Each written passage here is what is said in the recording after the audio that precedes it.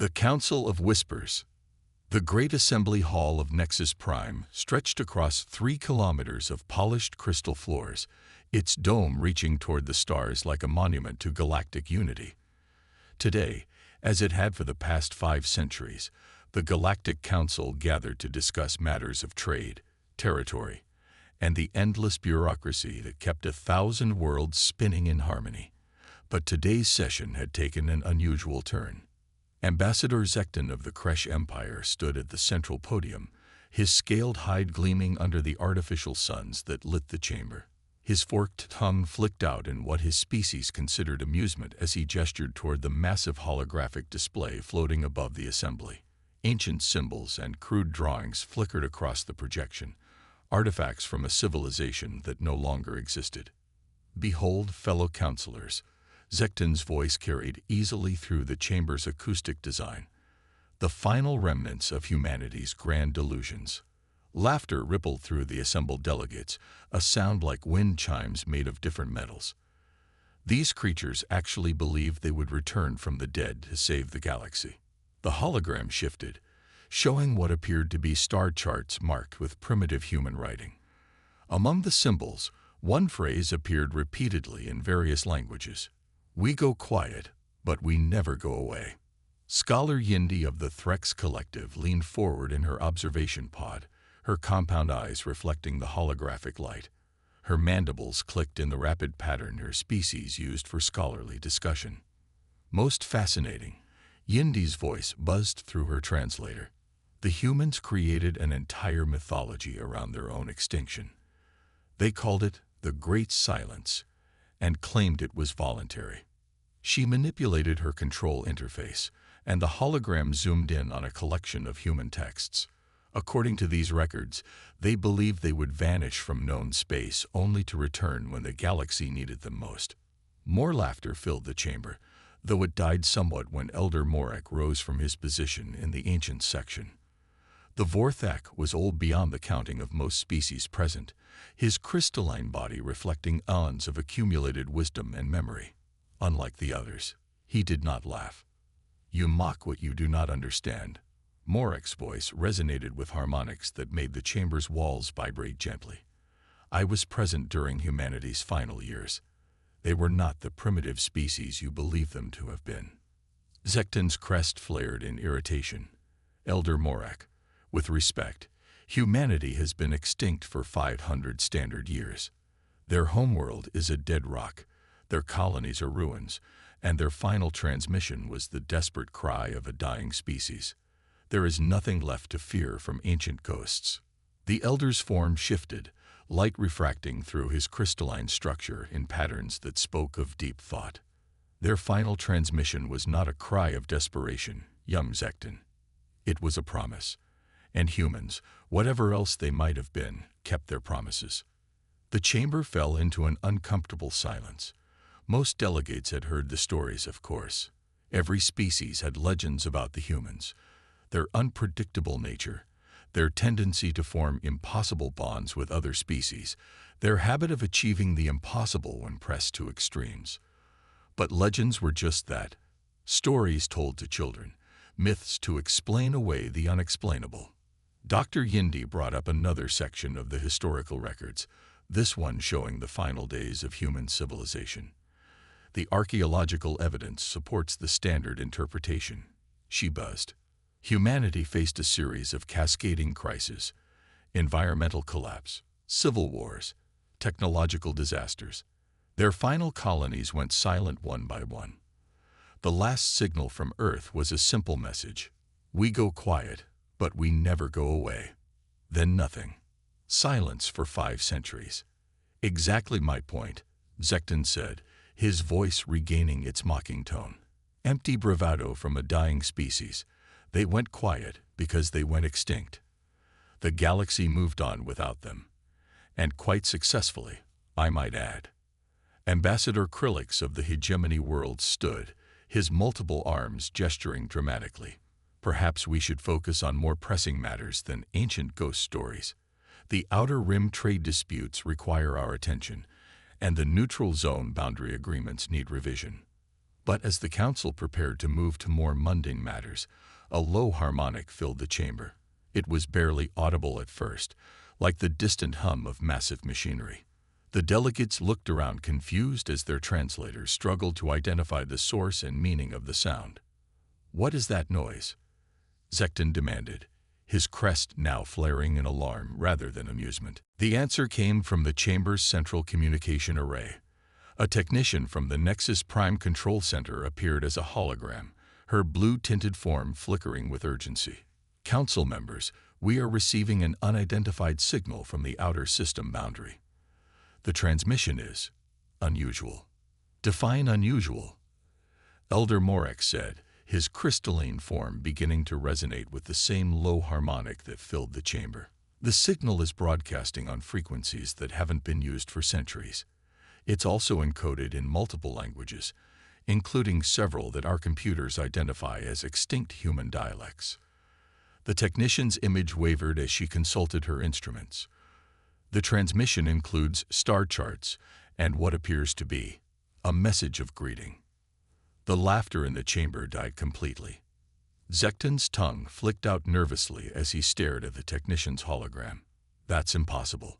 There are no human colonies beyond our borders. There are no human colonies anywhere." Nevertheless, the linguistic patterns are undeniably human in origin. Should we respond to the transmission? Before anyone could answer, the chamber's lights dimmed as external sensors detected something approaching from deep space. The main holographic display shifted from historical records to real-time sensor data, showing the outer reaches of the Nexus Prime system. At first, there was nothing but the usual scatter of asteroids and gas clouds. Then, like a shadow passing across a star, something massive began to eclipse the distant sun. The sensor readings struggled to make sense of what they were detecting.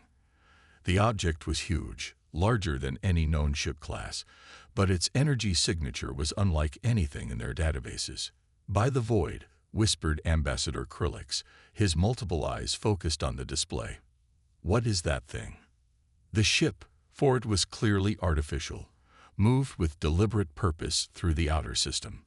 Its hull was dark, almost black, but lined with patterns of light that pulsed like a slow heartbeat. The design was angular, aggressive, built for purposes that civilian minds could barely contemplate. Scholar Yindi's compound eyes reflected the ship's lights as she worked frantically at her interface.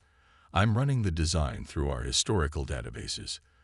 The basic configuration matches theoretical human warship designs from their final period, but the scale is all wrong. They never built anything this large. That's because they never had time to build it," Elder Morek said quietly. "But time, it seems, is something they found in abundance." The mysterious ship came to rest at the edge of the system, its massive bulk blocking out stars like a manufactured eclipse. For long moments, nothing happened. The council chamber fell into a silence so complete that individual breathing could be heard despite the thousands of beings present. Then the ship began to transmit. The signal was powerful enough to override every communication system on Nexus Prime. Screens flickered, translators buzzed with feedback, and the chamber's lights pulsed in rhythm with the incoming message. When the static cleared, a voice spoke, clearly human, speaking in the ancient common tongue that had once served as a galactic lingua franca. "Greetings, Galactic Council of Nexus Prime. I am Captain Sarah Chen, commanding the exploration vessel Distant Shore of the Terran Deep Fleet.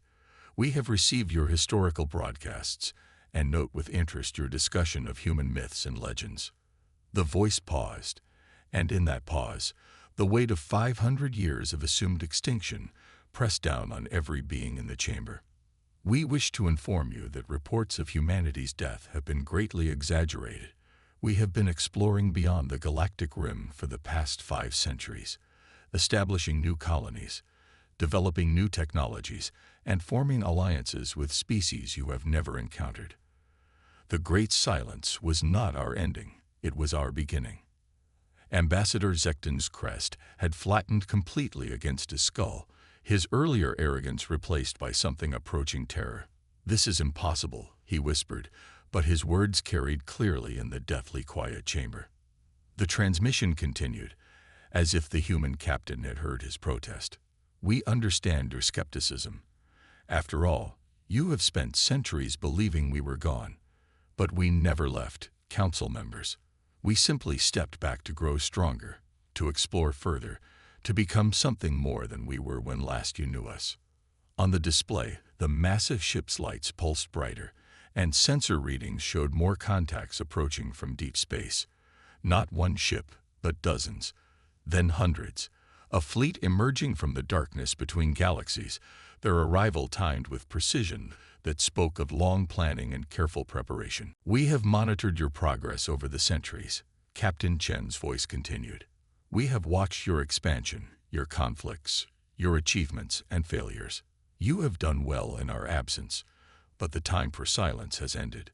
The galaxy faces threats you cannot imagine, enemies from beyond the rim that we have been holding back while you grew strong enough to stand beside us." Elder Morik's crystalline form rang like a bell as harmonics of vindication and ancient memory resonated through his structure. "I told you," he said to the stunned assembly. "Humans keep their promises." The transmission reached its conclusion with words that would echo through galactic history. "We return not as conquerors, but as guardians. Not as your superiors, but as your partners in the trials to come. The great silence is over.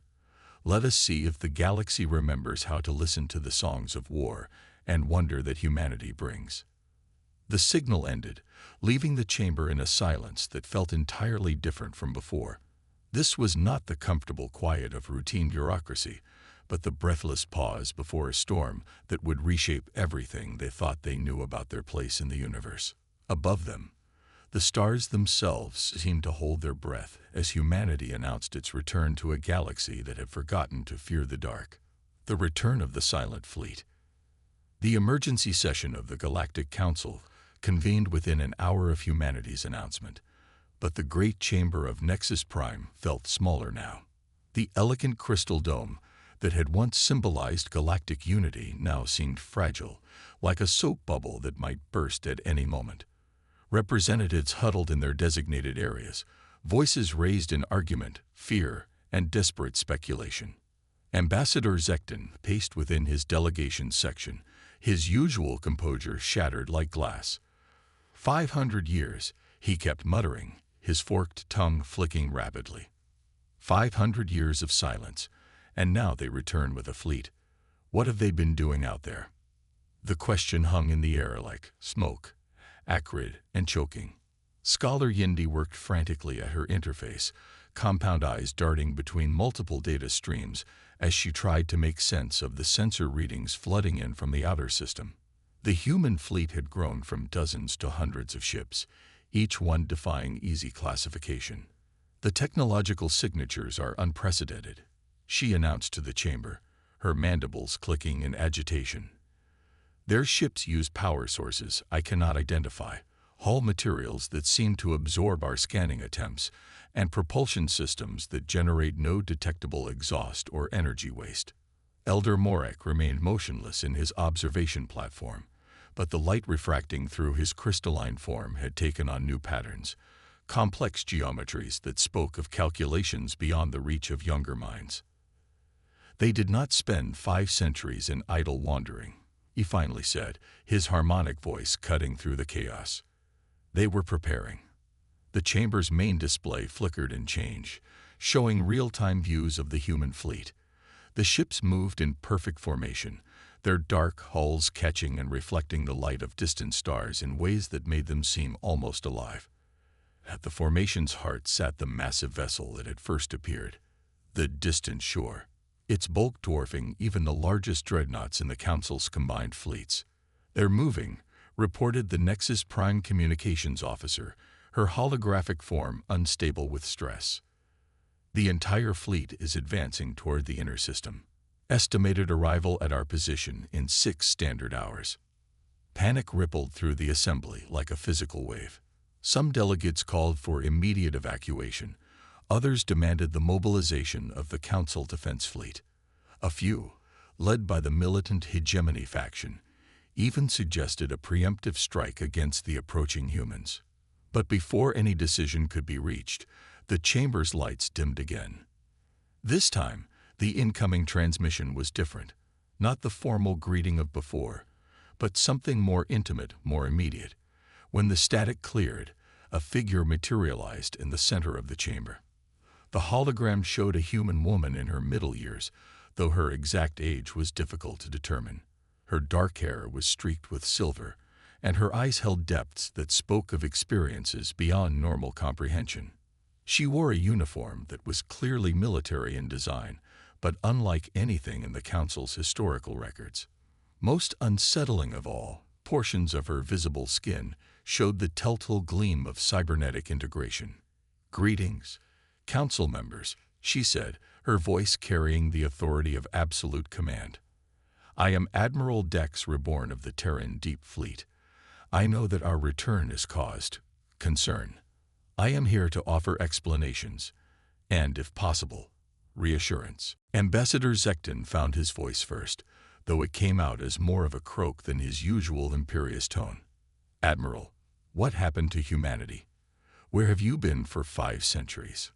The holographic figure turned toward him, and her smile was sharp enough to cut. "We left, Ambassador Zekton, just as we promised we would. Earth and her colonies were dying, it's true, but not from the causes your historians believe. We were under attack from something your species have never encountered.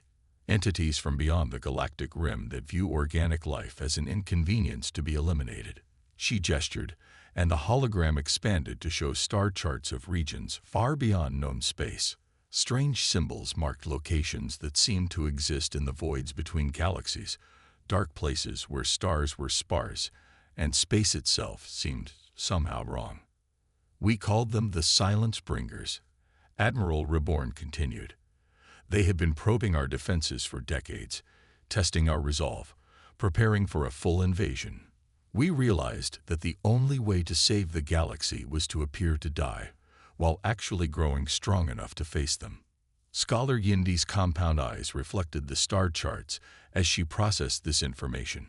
"You faked your own extinction to draw these Silence Bringers away from populated space." "Not faked, Scholar. We genuinely evacuated every human world, every colony, every station. We made our extinction appear complete and convincing because it had to be. The Silence Bringers can detect deception, but they cannot resist the opportunity to pursue fleeing prey." The implications hit the assembly like a thunderbolt. Elder Morek's crystalline form rang with harmonics of ancient recognition.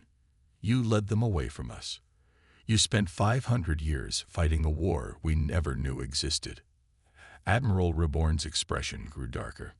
"We led them on a chase across the void, establishing new colonies in the dark spaces between galaxies, building new technologies, forming alliances with species that exist in the deep cold where no sane civilization would venture. We learned to fight their kind of war, silent, patient, absolute." She paused, and when she continued, her voice carried the weight of centuries. "We have been holding the line, Council members. We have been the shield between your peaceful expansion and horrors that would consume entire star systems for the simple pleasure of watching them die." The chamber fell silent as the magnitude of humanity's sacrifice became clear. These were not conquerors returning to claim their old territory. They were soldiers coming home from a war that had lasted longer than most civilizations existed. But Ambassador Zekton, despite his fear, had not lost his political instincts entirely. "If this is true, Admiral, why return now? Why break your own silence?" The hologram of Admiral Reborn flickered, and for a moment, her cybernetic enhancements became more visible. Lines of light beneath her skin that spoke of integration with technology beyond current understanding. "Because the war is entering a new phase. The Silence Bringers have grown tired of our chase. They are preparing to return to this galaxy in force. And when they do, they will bring weapons and entities that your current defenses cannot comprehend, much less stop." She gestured again, and the display changed to show tactical projections of the galaxy's outer rim. Red markers appeared at dozens of locations, indicating potential breach points where extragalactic forces might enter normal space. We estimate 18 months before the first major incursion. The Silence Bringers will probe your defenses at multiple points simultaneously, testing for weaknesses. When they find them, and they will find them, the real invasion will begin. The assembly erupted in chaos again, but this time it was different. The fear was still there, but it was mixed with something else, a desperate hope that maybe, just maybe, they were not facing this threat alone. Captain Sarah Chen's voice joined the transmission, her image appearing beside Admiral Reborn. Where the Admiral was clearly a warrior shaped by centuries of conflict, Captain Chen retained more of what the Council remembered as typically human, curious, adaptable, impossible to predict. "We have not returned to impose our will upon you," Chen said, her voice carrying the warmth that Admiral Reborn's had lost. "We return as partners, as allies, as the strange cousins who disappeared into the dark and came back changed. We have technologies to share, strategies to teach, and most importantly, hope to offer." She smiled, and for a moment, the chamber felt less like a tomb and more like what it was meant to be, a place where different species came together to face the challenges of an uncertain universe. "The great silence is over," Captain Chen continued. "But the songs we learned while we were gone, the songs of war and wonder, of sacrifice and survival, those we will teach to any who wish to learn. The galaxy faces its greatest trial, but it does not face it alone." The transmission began to fade, but Admiral Reborn's final words echoed clearly through the chamber. "We have prepared for 500 years for this moment. The question now is whether the galaxy has the courage to stand with us when the darkness comes calling."